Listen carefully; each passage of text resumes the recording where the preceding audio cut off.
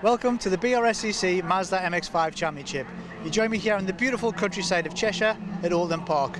Now we have Michael Nibbs here on pole position. Michael's first season in the BRSCC Mazda Championship. Michael, how are you finding this first championship? Really good fun. Yeah, I'm doing really well, having good fun.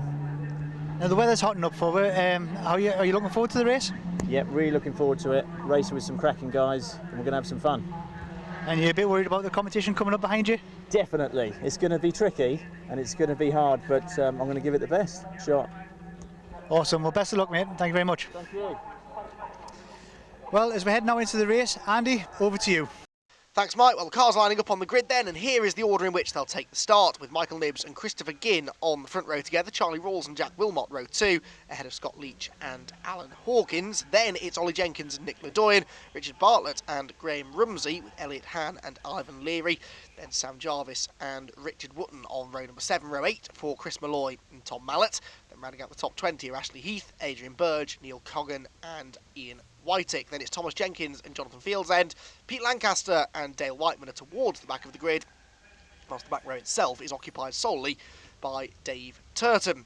So Group B then is for the bottom half of the order after qualifying, basically. So the slowest 25 cars in qualifying occupy the B grid. The top 5 finishers in this race will be promoted to the A race for race number 2. So that's what it's all about really for the drivers now. Red lights come on then, we're about to go racing for the first time here with race 1B. Away we go. Michael Nibbs, the yellow car from the inside of row 1, gets a decent start, but Charlie Rawls appears to have got away better from row number 2.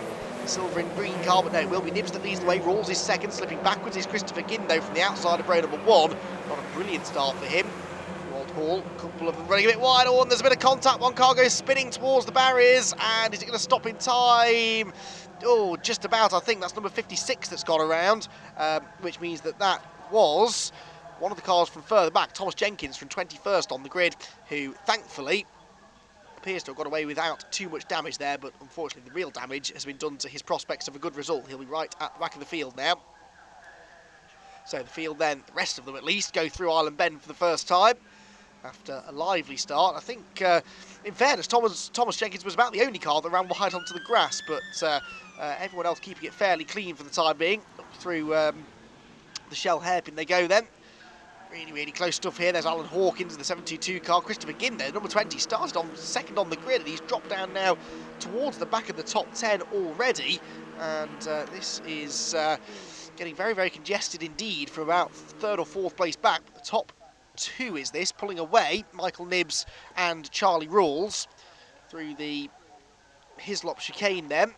Hearing that Charlie, though, is under investigation for a jump start, as off goes Nick Ledoyen down at the chicane, and also running a bit wide there, number 25, Ivan Leary. So Ivan Leary getting a bit leery as they went through the Hislop chicane. Nick Ledoyen has to stop and then continue. You can't just drive straight onto the track, you have to come to a complete standstill, then continue if you skip that chicane. But yeah, Charlie Rawls then second place at the moment, but he's being investigated for a jump start. We'll keep you posted on that if we can, as soon as we get any news for you. That is certainly not a cloud that he would want to have over his head. Third place then looks to be Jack Wilmot, I think that is, isn't it, that's coming to third. There's Scott Leach, the blue and yellow number 13 car. Christopher Ginn just behind him, whoops, and around goes number 52, Jack Wilmot. Oh, and somehow avoided by Scott Leach. That was an incredible bit of reaction there from Scott, and several others having to really slow down to avoid a pretty significant collision there. There is the recovering Jack Wilmot, so he was running in 3rd place, but I don't think there's anyone right behind him, so that looked as though he did that all on his own.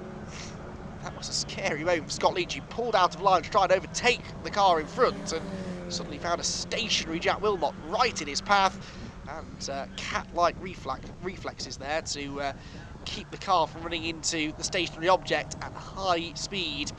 So on board then with number 68 as we go down the back straight. That was Ashley Heath, as I said, we were on board with. Scott Leach there racing with Alan Hawkins. So Leach, I think, was trying to overtake Alan at the time. If he was, then he's found a way past now. And now he's looking to the inside of another car going into the Shell hairpin. Ollie Jenkins, I reckon that is, number 57. Yes, it is. And then Richard Wootton is the black and yellow number 3 just behind. Richard started 14th. That shows you how chaotic the first lap and a half has been. because he's already now into 6th place. 7th position at the moment is Christopher Ginn, so as I said, he's had a slightly disappointing start. Leading 2, braking well clear now though of this fight for 3rd that comes down the hill. Alan Hawkins with Richard Wootton looking to the outside of him into Hislop chicane. Number 722 though stays in front of number 3. So no change in the order as they head through the right-hander at Knickerbrook, back up the hill again now, underneath the bridge at Clay Hill, and then into the water tower. This left-hand kink as Scott Leach is pulling out of the slipstream, trying to get up the inside of the 57 car of Jenkins there, but that's not really an overtaking opportunity. Lodge Corner, though, definitely is an overtaking opportunity, and Charlie Rawlslock has just used that opportunity to take the lead away. So Michael Nibbs losing the lead at Lodge, and that would look like a pretty textbook move, that, for Rawls. Across the line, then they go. In fact, Nibbs now trying to fight back into Oulton Park Corner, and I think he will be able to. Yep, gets to the turn first. So Michael Nibbs and Charlie Rawls trading the lead here. Good racing between the two of them. They're miles ahead of anyone else. And Rawls is now fighting back again as they go down the avenue. Off wide further back look is Ollie Jenkins, though. So he's certainly going to lose 3rd place. He might even lose 4th and 5th too. But Rawls then out in front, on board with Adrian Burge now in the number 7 car. He turns through Cascades Corner. Lots of different lines being used by the drivers in front of him. But Adrian Burge, having started this one, where did he start? 18th on the grid, so he's made a bit of progress then. He's into the top 15 now. Will he be able to keep making that progress up the order? That's the question. There's Charlie Rawls. He's back in front of Nibbs now, so that's, I think, 3 or 4 lead changes now in about half a lap. These two clearly very evenly matched, but there is still this investigation hanging over Charlie Rawls, the race leader, for the jump start, potential jump start penalty. Down the hill into Hislops again. Michael Nibbs will probably not be aware of this investigation because there's no ship-to-shore radio in these cars. The only form of communication is via pit boards, and doubtful that the teams are telling their drivers about this, so they're just going to carry on racing, and the first they'll hear about it will be if there is a penalty applied. I suppose until there is, there's not much point really in distracting the drivers. Right now, Charlie Rawls has enough distraction with Michael Nibbs dancing around in his wing mirrors, trying to find a way through, but actually that little move he made going into Druids, or tried to make going into Druids, just didn't work, and it's cost him momentum. Scott Leach in the background appears to be to 3rd place now, so it's all changed around there.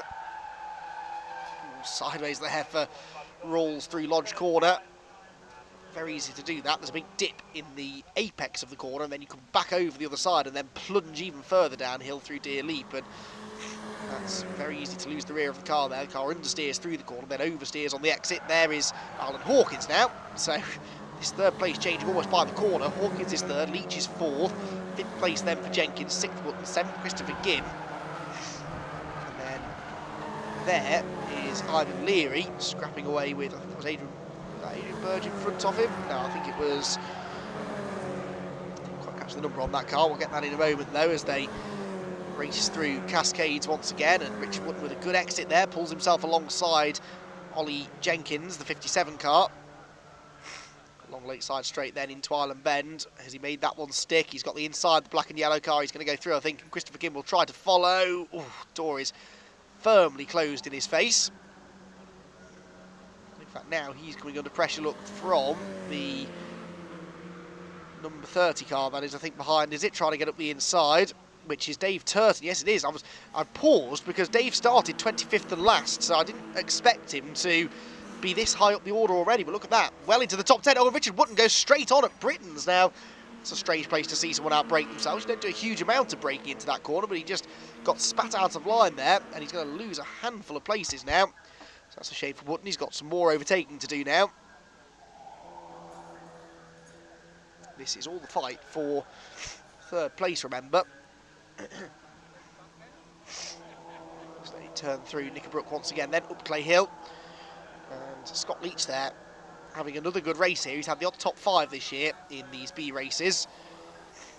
So too has Michael Nibbs, so too has Charlie Rawls actually, so both of these drivers know what it's like to race for promotion spots in the B races of the MX-5 Championship. Under the bridge they go, into Lodge Corner. There's Alan Hawkins in third still, Scott Leach fourth, Ollie Jenkins fifth, sixth place now for Turton then. And seventh is Adrian Bird, the number 7 car, so I was right the first time. Dave Turton now going for another move up the inside of Ollie Jenkins, who sees him coming. Concedes the place through the corner, squitching of tyres as the pack behind descend upon Lodge Corner. You see the gap the top two have there, it's almost the length of the start-finish straight. We'll call it straight, but as you can see there, it isn't straight.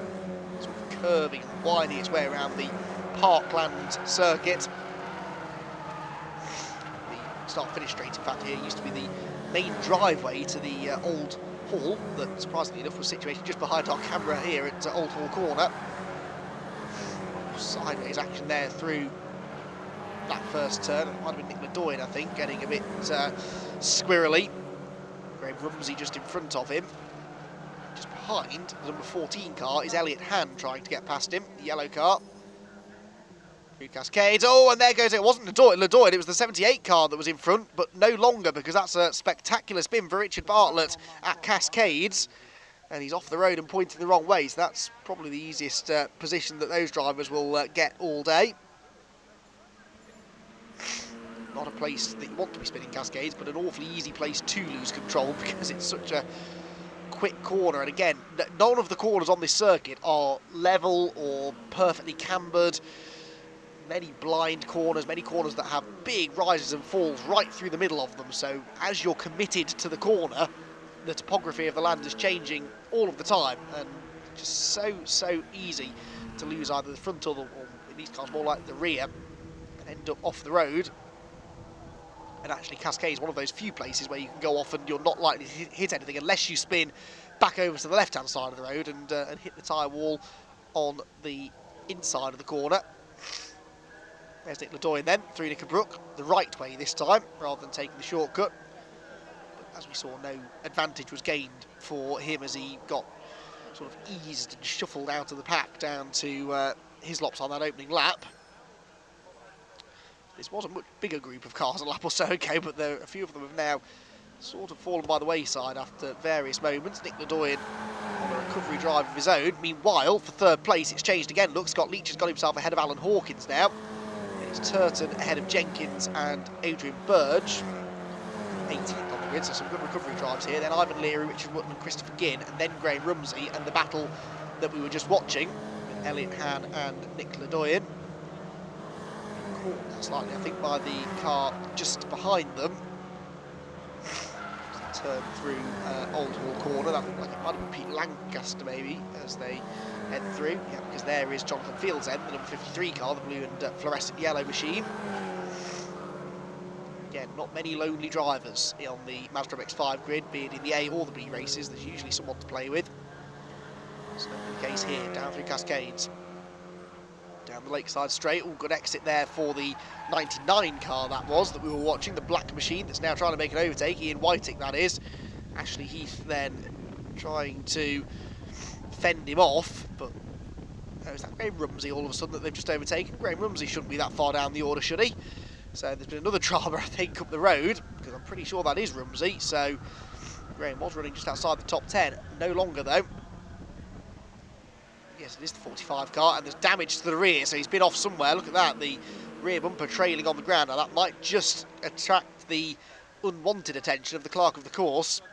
Might see him get the black and orange warning flag for a mechanical issue you may or may not be aware of. And that can sometimes mean trailing bodywork, because if that flies up into the face of another competitor, that's definitely got the potential to cause problems. Through Hislops then. Rumsey's car still clearly going quickly though, despite the bodywork modifications at the back.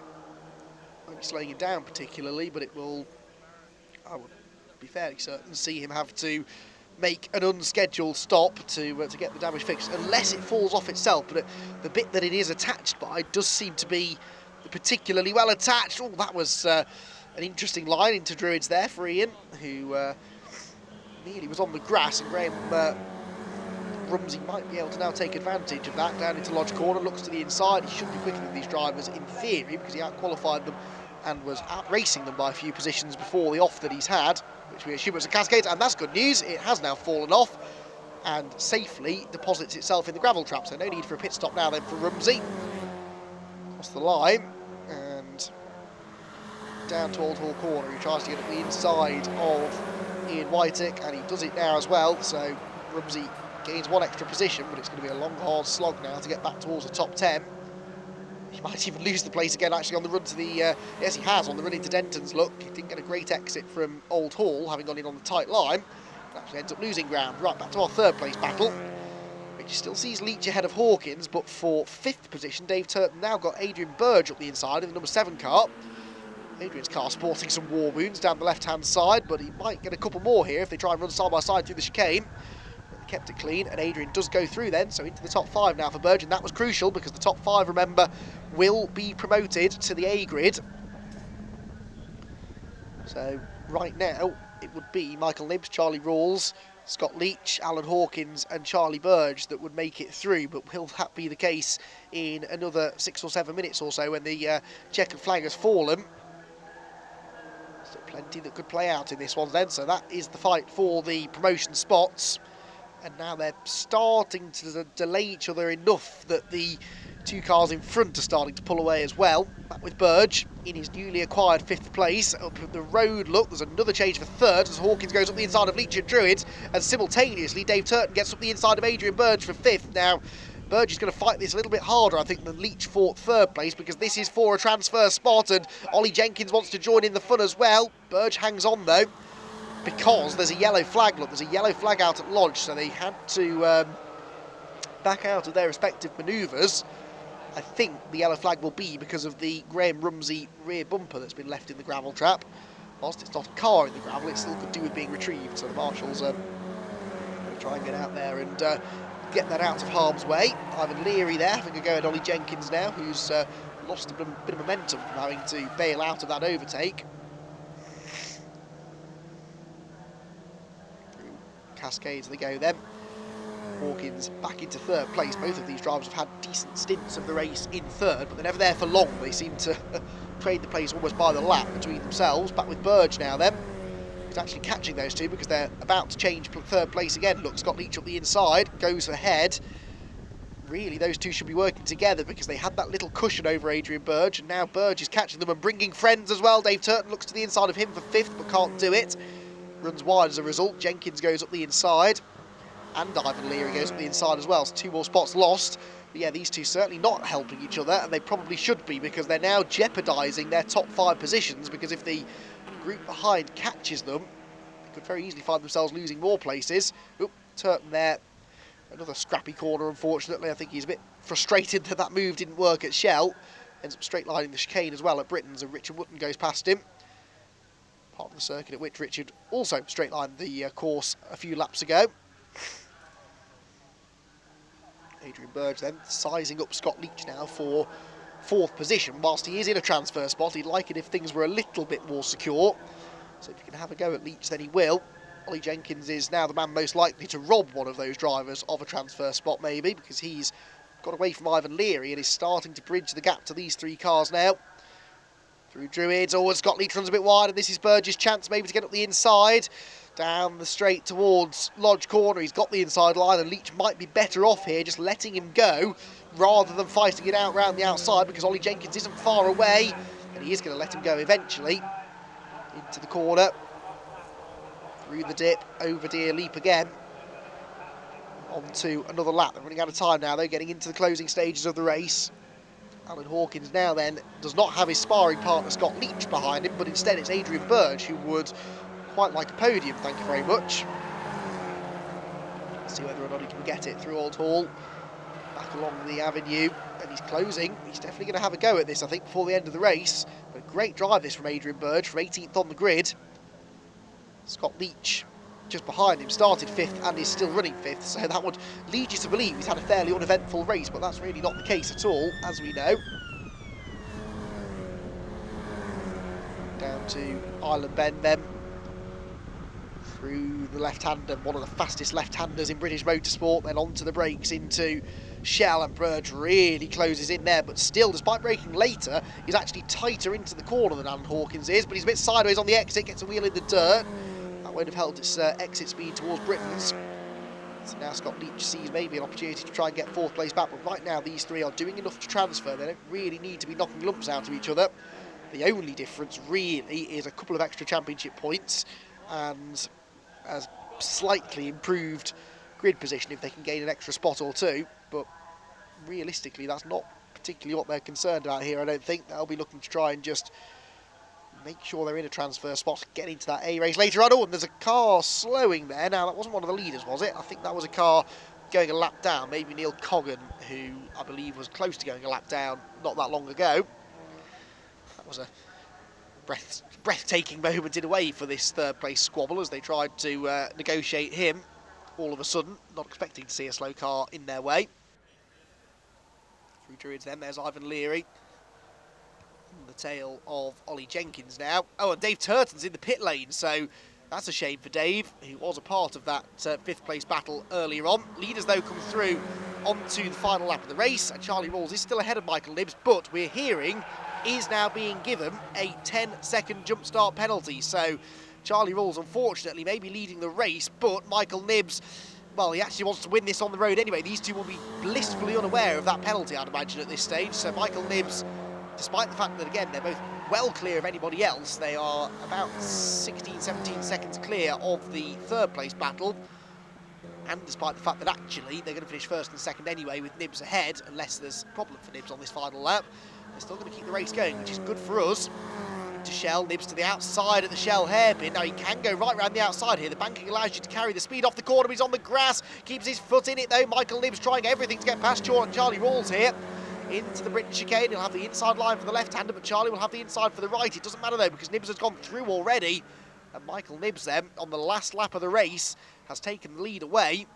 But he was essentially in the lead anyway with that 10-second penalty applied for Rawls. But it's always nice to see that regardless of penalties, the drivers still give it a good race. Nibbs didn't need to take that risk there. Oh, and he doesn't need that to happen either. Rawls locks up and gets into the back of him, ends up on the grass, and well, that was the final opportunity, I think, for Charlie Rawls to at least reclaim the victory on the road, but that very nearly went wrong. There he goes then, over the crest, underneath the bridge. Look at the gap now that's opened up between the two of them, well over a second, so for Nibbs it's going to work out, but that was a pretty entertaining final lap there between the two of them. Through Druids, double apex right-hander. Rawls will be frustrated with this, but he will still finish 2nd, I think, because they are so far ahead of the chasing pack. I'm pretty sure it's more than 10 seconds between 2nd and 3rd. It's getting on for about 15 probably, so shouldn't be an issue here for Charlie. He'll still come home in 2nd place. He's sideways out of the last corner, but Michael Nibbs is going to take the race victory on the final lap of the race. He takes the win in race 1B. Charlie Rawls is in 2nd place. And then we wait for anybody else to appear. There they are. And 3rd place will be Adrian Burge. He did get past Alan Hawkins then on the final lap. So Burge 3rd, Hawkins 4th, and Ollie Jenkins gets ahead of Scott Leach on the final lap too. So Leach drops out of a transfer spot. That was a shame for Scott. And he ends up finishing in the end behind Ivan Leary. So 7th place for Scott Leach. Not a good end to what had been a really good race until that point. So it's Nibbs with the win, Rawls 2nd, Burge 3rd and Hawkins 4th, with Jenkins joining them in the A race later on. Then it's Ivan Leary who misses out by 1 position, ahead of Scott Leach, Richard Wootton, Nick Ledoyen and Pete Lancaster. Then it was Elliot Han and Jonathan Fieldsend, Graham Rumsey and Ian Whitick, with Sam Jarvis in 15th place. We lost, unfortunately, Dave Turton to the pit lane. Tom Mallet and Jack Wilmot were non-finishers, so too Thomas Jenkins on lap 1, whilst Christopher Ginn and Ashley Heath were disqualified by the clerk of the course for a driving standards infringement post-race. Pole to flag, that was a good race for you. Yeah, it was. Thoroughly enjoyed it. It was a lot harder than I actually anticipated, but it was good. So were you aware that Charlie had a penalty? I was actually, yeah, but still, I needed to win. Just for your own sort of Exactly. mind, Really cross the line first. Yeah, it was just really good fun. So we were having a good battle. So that's the important thing. Excellent. So you're going to go up into the A races now. Are you looking forward to that? I'm not sure if looking forward to it is the right word, but we'll give it a go. Yeah, they're a lot quicker. Yeah. Thank you very much. Enjoy the win. So you seemed quite eager to get going in that race. Do you want to talk us through that? Yeah, I thought I might get like a little pre-start because I know you need every little help you can get in the Mazda Championship. But no, as soon as I did it, I knew I was going to get a penalty for it. I was just hoping it was going to be 5 seconds, but obviously it was 10. Thought maybe if it was 5, I might be able to break away, get 5 seconds ahead. But I couldn't shake Michael off. By the end, I thought he got me around the Shell Oil hairpin fair and square, and then he had the inside for the chicane, and he just well, I wouldn't say brake checked me. He just held me off into the second chicane, and we touched bumpers, and I had to go straight on, and then he got the win. But yeah, it was all good fun. So for most of the race, it was first and second. You two were out front. You had a clear gap behind you. That's good for the penalty at least. Yeah, well, that's what I was hoping for. Yeah, but I was hoping to be out there by myself, not with someone else. But no, I was just happy to get top 5, get up to the A's, and sort of get sucked along with the next group as well. Try and finish top 18 by the end of the day. But hopefully it's achievable. So that's the goal moving forward in the races then. Yeah, it really is. Yeah, we weren't out testing yesterday, so it was a bit of a hard start this morning when we had to get in the race car at 8:30. I don't even drive to work that early in the morning, so yeah, doing a racing lap at 8:30 was quite a struggle. But the testing might have helped yesterday. We'd have maybe started a bit further up, but it's all part of the fun, isn't it? Well, thanks very much, and I look forward to the rest of the day. Podium finish for you. You more than happy with that? Yeah, very happy from a P18 start to P3. Yeah, really happy. I mean, it was hard work picking them all off and sort of getting a little bit of abuse through turn 1 at the back of that pack. But yeah, it's like good pace. Happy about it. Yeah, couldn't be happier except being on the top step. But these two were just that little bit too quick for me. So. You were chasing them down though towards the end. Yeah, I know. I could see him, and it was like, come on. And I know I had Alan to get past. And once I got past Alan, I could just see him. I think last lap next, and it was like we had one lap, and they were too far. So, but yeah, it was good. Really pleased with it. So with Oulton Park being quite a tight track, overtaking's hard. Were you aware that Charlie had a penalty to chase him down? No, I hadn't got a clue. I was just looking at the guy in front, and that was the target, and then the next one and the next one. So I got to thank BC Cars. I mean, car's brilliant, and so I didn't have the best qualifying, so it was one of those things. P18, go for it. I mean, could have nothing to lose. So, but yeah, really happy. So you're looking forward to the races now? Yeah, let's say all I can do is forwards again. So that's the plan. So it's a bit of a harder field to do 18 to 3. I don't think I'll be doing that again in the A race. Well, thank you very much and enjoy the rest of the day. Brilliant. Thanks very much indeed.